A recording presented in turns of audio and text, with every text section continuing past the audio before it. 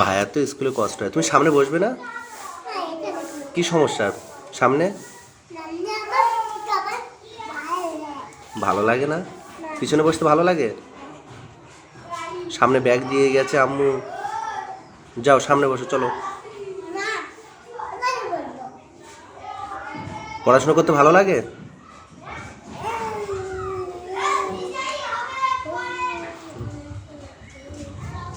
চলো সামনে বসবে, চলো সামনে চলো।